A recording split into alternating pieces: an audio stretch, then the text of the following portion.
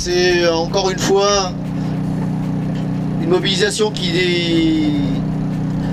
démontre notre détermination.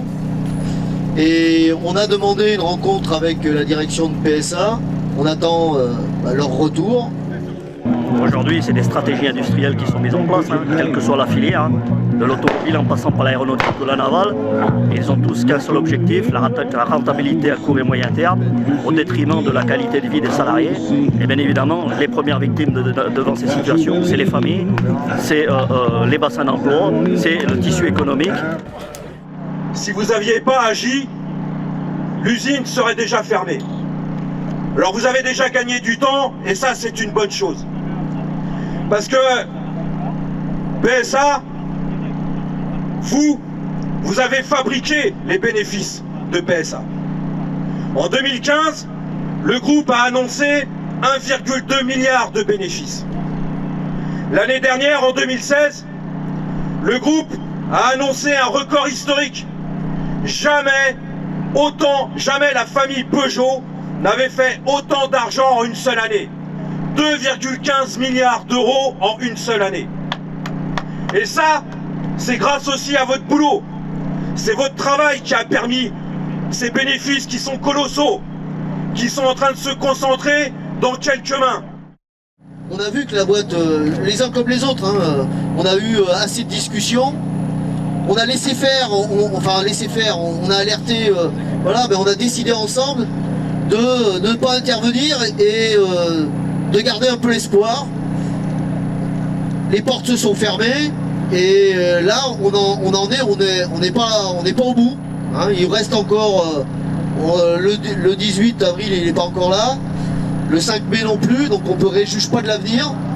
Mais voilà, c'est pas sur un. Nous, on a la conviction que c'est pas sur un rassemblement devant le pôle tertiaire en disant vous êtes pas gentils avec nous qu'ils vont bouger.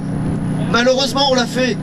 On a écrit, on a envoyé des messages, je pense que par l'intermédiaire des différents délégués syndicaux centraux, par l'intermédiaire de la presse, de manière directe, par des courriers, par des mails.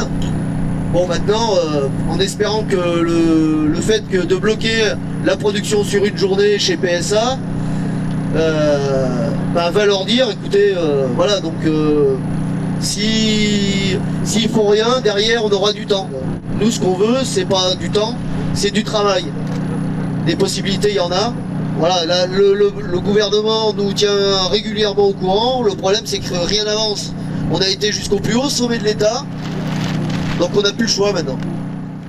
Ce qui se passe à GMS, c'est exactement ça. C'est les constructeurs qui ont le pouvoir de vie ou de mort d'une activité, des salariés, tout en s'exonérant de leurs responsabilités sociales, bien qu'eux soient exonérés des cotisations sociales et qui bénéficient de fonds publics, mais je ne développe pas puisque ça a aussi été dit par Fred.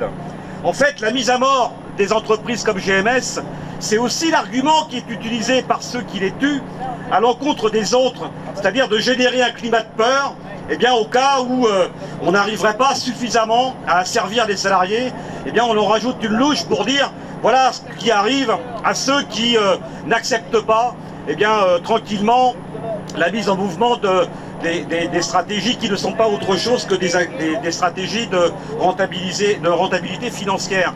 Je m'occupe des EDI, c'est les échanges de données informatiques, c'est les programmes des clients. Donc moi je suis en première ligne pour voir avec la logistique que les programmes ont relativement baissé en même peu de temps. Donc, tout le monde réagit, aussi bien la logistique que nous, que le contrôle de gestion, enfin tout le monde réagit. Il faut bien que tous ceux qui nous entendent ou qui nous voient aujourd'hui sache que on est capable de le refaire ailleurs, de le refaire ici, et de le refaire aussi sur le bassin de la souterraine.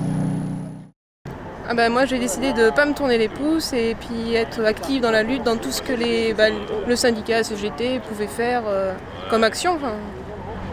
Une action collective, ça a déjà plus de poids que si on était qu'une personne à se battre, je sais pas moi, c'est tous ensemble qu'on peut aboutir à quelque chose, pour moi c'est ça.